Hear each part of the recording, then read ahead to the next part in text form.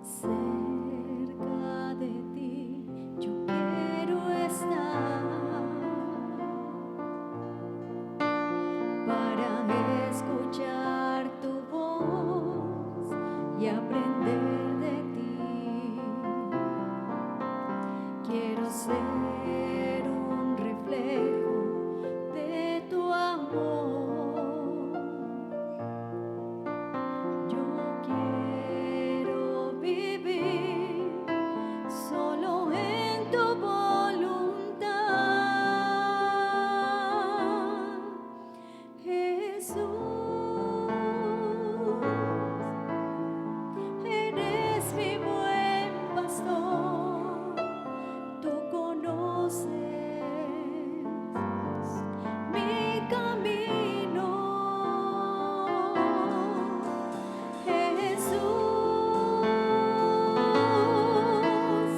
puedo confiar en ti. Oh, mi Dios, me rindo.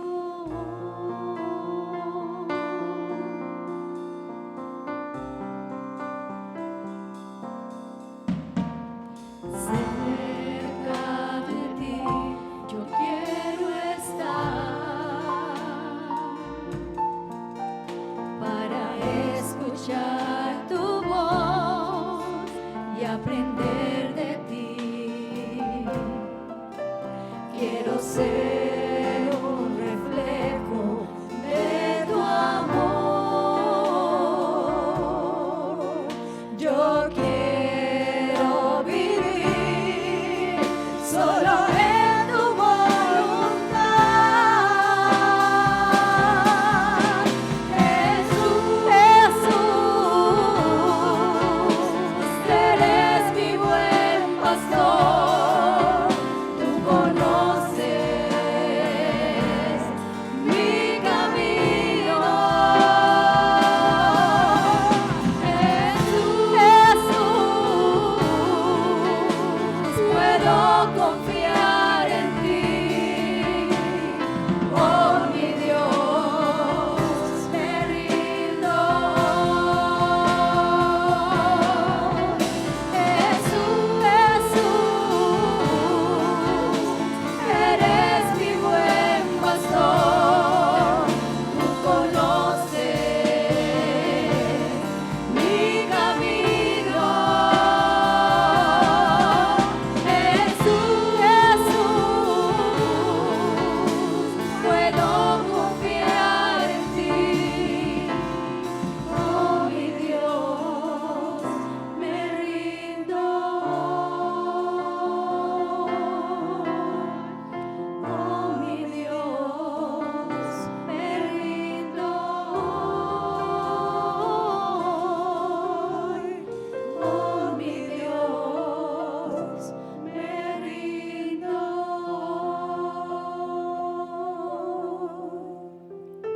Nuestro buen pastor, Señor, el único camino, la única verdad y el único dador de vida, Señor, eres tú. Gracias, Señor Jesús, por el maravilloso regalo de la salvación, Dios. Porque queremos, Señor, darte a cambio nuestra obediencia, Dios, todo nuestro ser, todo lo que somos, bendito Señor. Jesús,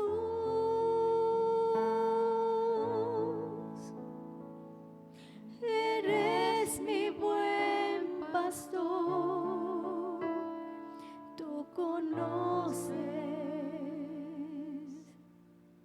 mi camino. Jesús,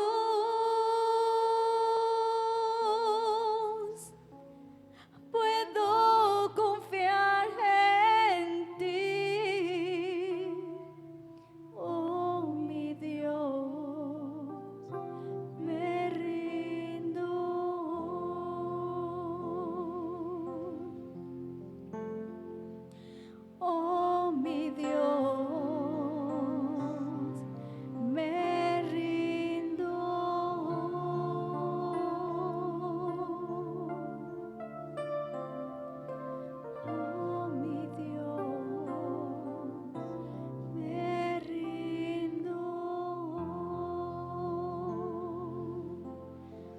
ti, Señor, sea toda la alabanza, toda la gloria y todo el honor.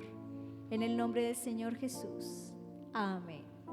Todo lo que se hace en una reunión como estas está enfocado a adorar a Dios y a preparar nuestro corazón para escuchar lo que Él nos quiere decir en este día de hoy. Antes de dar inicio a la presentación del mensaje, quiero mencionarles, como para que entremos en, ¿cómo será? Como en conexión de ideas. Quiero hablarles de que estamos avanzando en lo que va de este año, en la ofrenda que cada año levantamos para la obra misionera nacional, la obra misionera colombiana. El año pasado logramos reunir una buena meta, alcanzar una buena meta, logramos llevar a la asamblea de la denominación 10 millones de pesos y todo ese recurso lo utiliza la denominación para sostener, promover e impulsar iglesias nuevas en todo el país por medio de hombres y mujeres, la gran mayoría de ellos sin ser pastores profesionales, ni teólogos, ni haber pasado necesariamente por un seminario o un instituto bíblico, excepto alguna capacitación que han ido recibiendo y la cual la denominación ha venido enriqueciendo con el tiempo, pero han sido hombres y mujeres como cada uno de nosotros, que siendo simplemente miembros de la iglesia un día experimentaron el llamado a sembrar iglesias. De modo que vamos ahora en segundo lugar a ver un video de la Denominación Bautista Colombiana que nos va a ayudar a ver un poco qué es lo que está sucediendo en el campo misionero en Colombia por medio de la Denominación Bautista y lo que está haciendo en mucho el fruto, el resultado de nuestras ofrendas misioneras. Entonces, miremos este video.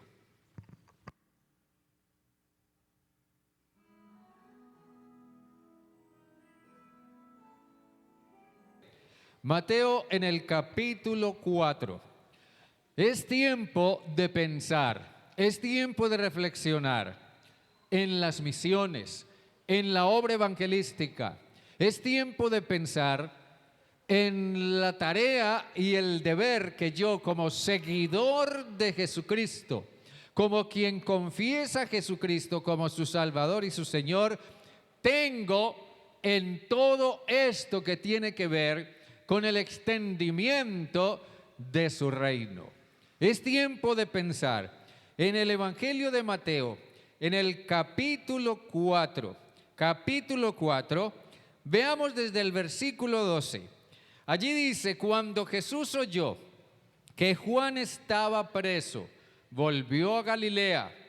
Dejando Nazaret, fue y habitó en Capernaum, ciudad marítima, en la región de Zabulón y de Neftalí, para que se cumpliera lo que dijo el profeta Isaías: tierra de Zabulón y tierra de Neftalí, camino del mar, al otro lado del Jordán, Galilea de los gentiles. El pueblo que habitaba en tinieblas vio gran luz, y a los que habitaban en región de sombra de muerte, luz les resplandeció. Desde entonces comenzó Jesús a predicar y a decir: arrepentíos, porque el reino de los cielos se ha acercado. Pasando Jesús junto al mar de Galilea, vio a dos hermanos, Simón llamado Pedro y su hermano Andrés, que echaban la red en el mar porque eran pescadores. Y les dijo: venid en pos de mí, y os haré pescadores de hombres. Ellos entonces, dejando al instante las redes, lo siguieron. Pasando de allí, vio a otros dos hermanos, Jacobo, hijo de Zebedeo, y su hermano Juan, en la barca con Zebedeo su padre, que remendaban sus redes, y los llamó. Ellos, dejando al instante la barca y a su padre, lo siguieron. Amén. Padre, háblanos, Dios, por tu palabra en esta mañana. Háblanos, Señor, al corazón. Háblanos acerca de tu misión. Háblanos acerca de tu obra. Háblanos acerca del deber que nosotros tenemos para con tu obra y para con tu misión. Háblanos, Señor, acerca del llamado con el cual, Señor, tú quieres levantar más obreros, hombres y mujeres que extiendan tu reino, que hablen de Cristo y que vayan y siembren iglesias. Padre, háblanos por tu palabra, por tu Santo Espíritu. En esta mañana te lo ruego, en el nombre de Jesús. Amén y amén. Muy bien. Piense usted en lo que era la historia de Simón, Pedro y de Andrés. En lo que era la historia de Jacobo y Juan, que fueron algunos de los primeros discípulos o seguidores que Jesús llamó para que pusieran su fe en Él y le siguieran. Piensa en la historia de esos 4 personajes. Esa historia de ellos era bastante conocida entre los creyentes cristianos del siglo I. Ellos habían sido los primeros discípulos que Jesús llamó, y esa expresión, dejando al instante las redes, lo siguieron, eso debió haber sido impactante para mucha gente. Seguramente usted puede tener un testimonio parecido, o quizás ha escuchado el testimonio de alguien que un día fue sacado del bajo mundo, o de una vida sin sentido, o de una vida vacía y sin propósito. Fue sacado de allí por el llamado de Dios por medio de Jesús, y todo el mundo se dio cuenta de lo que sucedió con esa persona. Y quizás eso nos sorprenda y nos haga pensar: caramba, mire lo que le pasó a esta persona, mire lo que le pasó a este hombre, a esta mujer, mire lo que Dios hizo con él o con ella. Eso debió haber sido impactante para la gente en los tiempos del Nuevo Testamento. Indudablemente llegaron a convertirse en una especie de íconos de la experiencia cristiana en lo que respecta a su ejemplar entrega y a su compromiso de seguir a Jesús. Ellos, podría decirse, marcan una pauta o establecen un patrón en lo que implica seguir a Jesús, al menos en lo que respecta al evangelismo y las misiones, lo cual seguramente era algo que la iglesia debía aprender. Y la verdad es que el mejor aprendizaje se obtiene de los buenos modelos. Mateo nos dice que Pedro, Juan, Jacobo y Juan, Pedro, Andrés, Jacobo y Juan comenzaron en un momento determinado de sus vidas a seguir a Jesús. Y ellos fueron aprendiendo paulatinamente de qué se trata seguir a Jesús.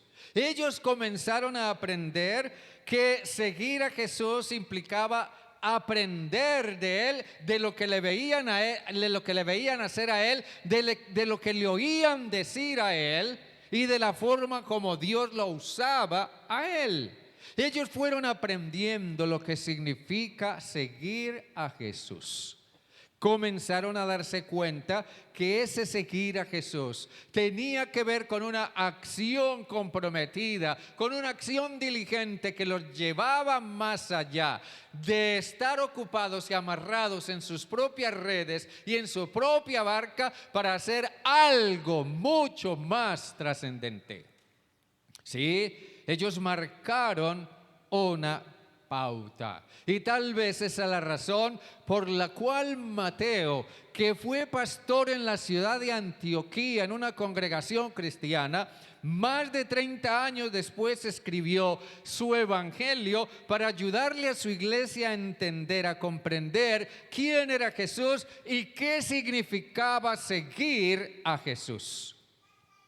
Mateo escribió su evangelio con el fin de hacerle ver a la iglesia, a su iglesia, la trascendencia de las misiones. Miren que Mateo comienza diciendo que Jesús oyó que Juan el Bautista había sido apresado. Entonces Jesús volvió a Galilea. Jesús comenzó su ministerio en la región de Galilea. Después de que Jesús fue bautizado, comenzó su ministerio en la región de Galilea. Para el tiempo de Jesús, la región de Galilea era la peor región o el peor contexto urbano que uno pudiera imaginar. Galilea era una región difícil, la gente era sumamente compleja.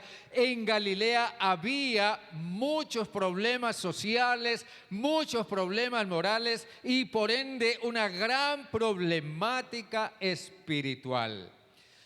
Mateo dice o se refiere a Galilea como la Galilea de los gentiles. Ahora observen una cosa.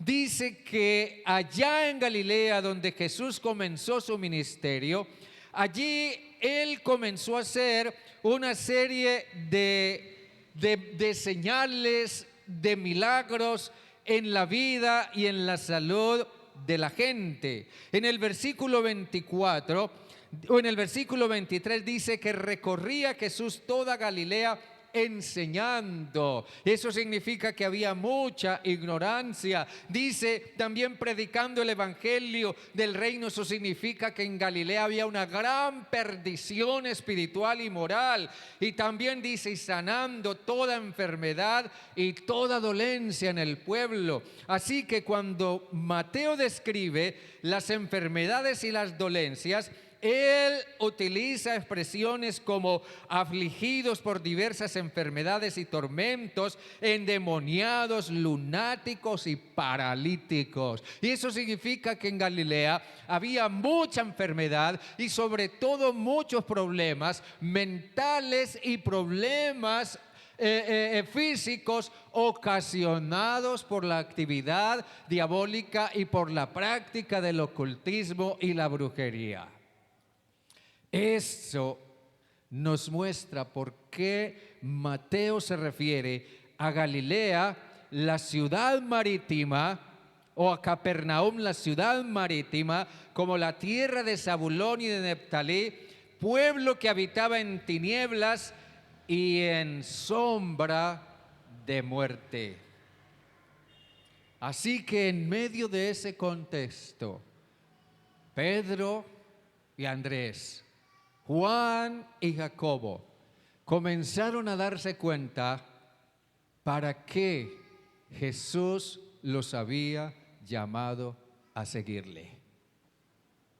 Ellos comenzaron a darse cuenta lo que significaba seguir a Jesús en un medio como esos.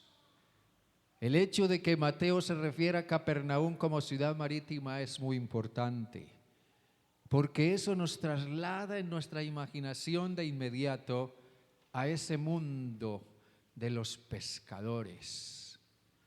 Y ese mundo era un mundo complejo, ese mundo era un mundo inmoral, ese mundo era un mundo en el que los negocios iban y venían, y el que podía llevarle ventaja al otro se la llevaba y el que se dejaba hacer trampa salía perdiendo. Ese mundo era un mundo en el que los pescadores eran sumamente mal hablados, vulgares y diríamos nosotros en nuestro medio atravesados. Era un medio sumamente difícil. Y allá en medio de ese mundo marítimo de pescadores, de enfermos, de endemoniados, de lunáticos, de personas afectadas por diversas enfermedades, allá se metió Jesús con aquellos primeros seguidores. Preguntémonos nosotros esta mañana, ¿seguimos a Jesús realmente? ¿Estamos siguiendo a Jesús hoy? ¿Qué tan dispuestos estamos dispuestos a seguir a Jesús en el medio nuestro, en el contexto nuestro, que en mucho no es muy diferente al medio en el que Él mismo comenzó su ministerio, seguido por aquellos primeros 4 discípulos? Por eso yo quiero que esta mañana pensemos en la expresión, si sigues a Jesús. Porque si no lo sigues, pues ni modo, como dicen los mexicanos. Pero si sigues a Jesús, entonces déjame decirte que a la luz de lo que Mateo nos dice aquí en este pasaje, y esa palabra que él trae para nosotros hoy, si sigues a Jesús, entonces considera seriamente la necesidad de las almas que se pierden. Si sigues a Jesús, considera la necesidad de las almas que se pierden. Jesús llamó a esos 4 primeros pescadores, los sacó de ese mundo complejo de la pesca, los invitó a hacerse pescadores de hombres, pero de una vez sus pasos los guiaron siguiendo a Jesús al peor escenario que ellos podían imaginar. Y Jesús les hizo ver, si quieren seguirme, entonces vengan para que vean lo que deben hacer. Vamos a donde está la gente perdida, vamos a donde está la gente enferma, vamos a donde está la gente endemoniada, vamos a donde está la gente inmoral, vamos a donde está la gente esclavizada por el vicio. Al seguir a Jesús, asumimos la perspectiva de Él. Era lo que hacían los discípulos al seguir a su maestro. Ellos acogían la filosofía de vida de ese maestro, acogían su visión de la vida y también acogían sus métodos. En ese sentido, ellos tenían que negarse totalmente a ellos mismos para acogerse a la voluntad de su maestro. Es importante notar que para el momento que Mateo describe aquí en este pasaje, ya Andrés y Pedro habían tenido un encuentro anterior con Jesús. Pero estuvieron un tiempo con Jesús y después de probar un tiempo con Él, de escucharlo, de ver lo que hacía, ellos volvieron al trabajo de la pesca, lo cual era su forma de ganarse la vida. Ellos no estaban todavía muy seguros de querer seguir a Jesús en la forma como Él los estaba desafiando a seguirlo. Y pasó por lo menos un año, mientras ellos continuaron en su trabajo de la pesca. Ahora Jesús los encuentra ocupados en su trabajo. Ellos echaban la red en el mar porque eran pescadores. Pero hay que notar que después de haber estado un tiempo con Jesús, ellos vieron lo que Jesús hacía, oyeron lo que Él hablaba, vieron su entrega a la gente, vieron su compasión por la gente, de modo que tuvieron por lo menos un año o más para pensar, decidir en que seguir a Jesús implicaba comprometerse en hacer lo que ellos le vieron hacer a Él. De modo que ellos ya sabían, si decidían seguir a Jesús, para qué habrían de seguirlo. Así que durante el siguiente año que pasó, ellos debieron haber tenido eso en su mente como una constante inquietud mientras echaban la red en el mar. Y hay una cosa que se puede subrayar aquí muy importante. Jesús les hizo ver que el mundo es un lugar de profunda perdición. Jesús les hizo ver que el mundo es un lugar, un espacio, un contexto de profunda perdición. Y nosotros no podemos perder de vista eso. a menos que estemos en Cristo, a menos que hayamos puesto nuestra fe en Jesucristo, a menos que hayamos nacido de nuevo en Cristo, estamos perdidos. Toda persona está perdida, por más buena que se sienta, por más justa que se sienta, por más segura que esté de ir al cielo sin haber puesto nunca su fe en Jesús, por más que pretenda hacer a un lado a Dios y olvidarse de Él o desentenderse de Él, está perdida. Jesús le hizo ver a sus discípulos: el mundo es un lugar de profunda perdición. El destino que espera muchas almas es el infierno eterno. Jesús les hizo ver que toda persona tiene que tomar una decisión en cuanto a su destino eterno. Este evangelio, como decía hace un momento, fue destinado a una comunidad, a una iglesia. Mateo lo escribió para una comunidad en particular, pero también es importante ver que Mateo lo hizo porque él se dio cuenta de que su iglesia debía evaluar su propio compromiso histórico con la tarea de pescar hombres para el reino de Dios. Aquí quizás es preciso evaluar nuestro propio nivel de compromiso, tanto moral como espiritual. El apóstol Pablo fue muy franco en cuanto a asumir el compromiso para el cual Jesús lo llamó a seguirle. Escribiendo a los Corintios, en la primera a los Corintios, en el capítulo 9, en el versículo 16, Pablo decía: si anuncio el Evangelio, no tengo por qué gloriarme, porque me es impuesta necesidad. Y ay de mí si no anunciara el Evangelio. Ay de mí si no anunciara el Evangelio. Porque simple y sencillamente pescar hombres para el reino de Dios es pescar almas para Dios. Y pescar almas para Dios es liberarlos de su condenación eterna, así como nosotros un día fuimos también liberados de irnos al infierno. Amén, hermanos. Ay de mí, decía Pablo, si no anunciare el Evangelio. Así que si sigues a Jesús, considera la necesidad de las almas que se pierden. Pero en segundo lugar, si sigues a Jesús, aprópiate de su ideal por las almas. Aprópiate de su ideal por las almas.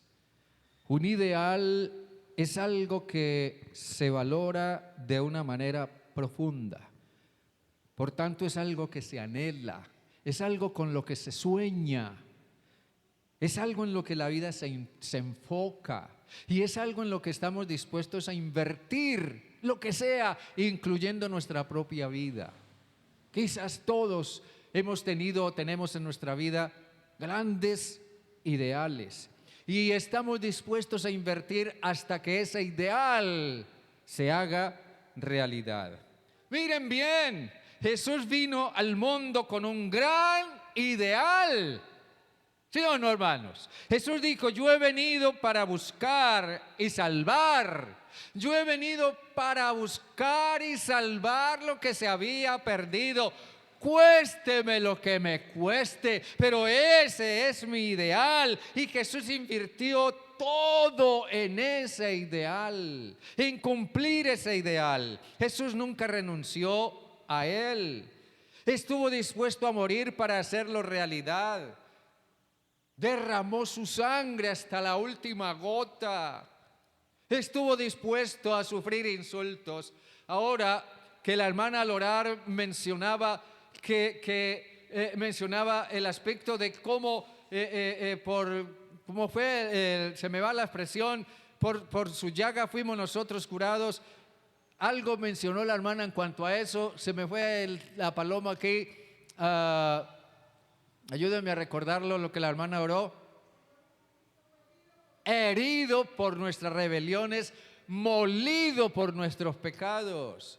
Y yo pensaba, cuando la hermana mencionaba eso, yo pensaba el sufrimiento de Jesús no fue solamente en su carne o en su cuerpo físicamente. El sufrimiento de Jesús fue profundamente espiritual, fue algo muy interno, muy profundo dentro de él, al tener que cargar con el pecado de toda la humanidad. Y yo pensaba, ¿cuánto sufrió Jesús por alcanzar ese ideal? Ahora Jesús llama a 4 pescadores y su propósito es contagiarlos con su ideal. Lo que Jesús necesita es seguidores que estén dispuestos a apropiarse de su ideal. Esos 4 pescadores tuvieron la oportunidad de hacerse a un alto ideal, y para tomar una decisión ellos tenían que ver el contraste. Pedro y Andrés, Juan y Jacobo soñaban con un ideal diferente al de Jesús. Ellos soñaban con un rey que se sentara en el trono y le devolviera la época de oro y la riqueza y el poder y la posición religiosa y política al pueblo de Israel. Ese era su ideal. Pero el ideal de Jesús era el reino de Dios, era las almas, era la salvación de las almas, era la conversión de las almas, era el nuevo nacimiento de las almas para que un día fueran con Él a la casa del Padre.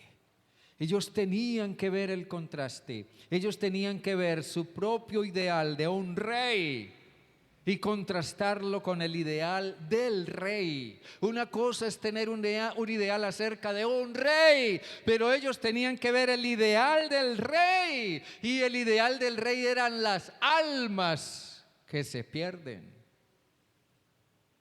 En el llamado de Jesús, a venid en pos de mí y os haré pescadores de hombres, hay una perspectiva de los altos ideales de Jesús. Piense usted en esto: la pesca era tenida como un trabajo inferior en tiempos de Jesús, y los pescadores, igual que los pastores de ovejas y los artesanos y los esclavos y otras personas así, pertenecían a la clase media baja, si no la más baja. Y eso generalmente contrastaba con la opulencia de las clases altas, adineradas, que tendían a menospreciarlos grandemente. Por tanto, el llamado a dejar las redes implica una promoción en la escala de las ocupaciones dignas. Es un llamado a una tarea de mayor trascendencia, puesto que se trata de pescar hombres, se trata de pescar seres humanos, almas para el reino de Dios. Pero precisa no pensarlo más y dejarlo todo, o sea, no estar atado a nada y disponernos plenamente para que el Señor nos use. Dios no puede usarnos porque nosotros estamos atados a nuestros propios ideales, estamos demasiado atados a nuestras propias actividades, a nuestros propios proyectos, estamos atados a nuestras propias redes. El alto ideal de Jesús son las almas, y Él llama seguidores para que compartan ese ideal con Él. Así que, hermanos, si bien atrapar peces era importante, era más relevante pescar almas para Cristo. En tercer lugar, si sigues a Jesús, haz algo por la salvación de alguien. Haz algo por la salvación de alguien. Da la impresión de que Si Pedro y Andrés, y lo mismo Juan y Jacobo, ya habían tenido un encuentro con Jesús y habían vuelto a las redes, a la pesca, a la barca, Jesús nunca los perdió de vista. Y el relato que encontramos en Lucas 5, que ahora más luego lo vamos a ver un poquito, ese relato ilumina más ampliamente ese segundo encuentro, un año o un poco más de un año después, porque nos hace ver que Jesús tenía una lección que enseñar a sus futuros seguidores. O sea, que la búsqueda de esos 4 pescadores fue premeditada, porque Jesús ya los había llamado tiempo atrás. Él sabía dónde estaban y por lo tanto Él sabía dónde encontrarlos. Jesús sabía también que esos hombres podían hacer mucho más que simplemente atrapar, descamar y salar peces. Era hora de que hicieran algo por alguien, que las habilidades desarrolladas en su faena pesquera las usaran para el reino de Dios. Jesús los llamó, Jesús los halló en un momento de mucha productividad para ellos, porque estaban ocupados en echar la red en el mar, lo que significa que el trabajo y el negocio estaba marchando, estaba produciendo, estaba resultando. Jesús les invitaba a que dejaran un negocio productivo para ser espiritualmente fructíferos. Se hacía necesario pensar en la gente. Hombres, metafóricamente aquí, para gente, para almas. Era preciso pensar en la gente, en las almas. El apóstol Pablo dice que Jesús, estando en la forma de Dios, no se apegó a ser Dios, sino que se despojó a sí mismo y tomó la forma de hombre, y estando en la condición de hombre se humilló a sí mismo, haciéndose siervo, y estando en la condición de siervo fue o estuvo dispuesto a morir, aún muerte de cruz. Jesús lo dejó todo por venir a salvarnos. Se hacía necesario pensar en la gente. Mire el relato de Lucas capítulo 5, solamente en una forma breve, y termino con esto. Lucas capítulo 5, versículos 1 hasta el 11. 5, 1 al 11 de Lucas. Allí dice que Jesús estaba junto al mar o al lago de Genesaret, es el mismo mar de Galilea. Y había un gran gentío que se agolpaba sobre él para escuchar la palabra de Dios. Observe eso. Jesús está allí predicando y hay un gran gentío escuchando ávidamente. Pero luego dice que Jesús, en vista de que había tanta gente, alcanzó a divisar 2 barcas a la orilla del lago. Y los pescadores habían descendido de las barcas y estaban allá ocupados, aparentemente distraídos, lavando las redes. Así que Jesús pensó, bueno, eso es lo que necesito para hablarle desde una mejor posición a esta gente. Así que fue y entró en una de esas barcas, la cual resultó ser, ¿de quién? De Simón Pedro. Y luego Jesús le dijo a Simón que apartara un poco la barca de tierra y la llevara un poquito mar adentro, para que desde allá Jesús pudiera divisar la multitud y pudiera hablar a la gente. Y sentándose enseñaba desde la barca a la multitud. Es interesante lo que sucede aquí. Jesús predicó aquí un gran sermón. Lucas no nos refiere en qué consistió el sermón o qué fue lo que Jesús dijo a la multitud. Pero yo pienso que lo que Jesús le dijo a la multitud también le caía a Pedro. Jesús le dijo a Pedro o a Simón, le dijo: boga mar adentro y echad vuestras redes para pescar. Eso es una manera muy interesante de cómo Jesús comienza a buscar la forma de que sus oyentes, los que están escuchando el sermón, comiencen a aplicar algunas cosas de las que están oyendo. Así que boga mar adentro y echa tu red para pescar. Pero la respuesta de Simón fue: maestro, ya toda la noche hemos intentado y hemos trabajado y no hemos logrado pescar nada. Pero si tú lo dices en tu palabra, echaremos la red. Y cuando lo hicieron, recogieron tal cantidad de peces que su red se rompía. Tuvieron que llamar a otros para que les ayudaran a recoger toda esa pesca.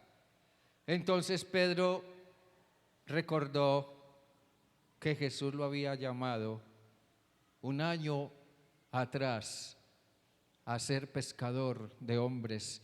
En el versículo 8 dice: viendo esto, Simón Pedro cayó de rodillas ante Jesús, diciendo: apártate de mí, Señor, porque soy hombre pecador. En la medida en que nosotros no estemos dando lugar al llamado de Jesús para usarnos para pescar almas, estamos pecando contra el propósito de Dios.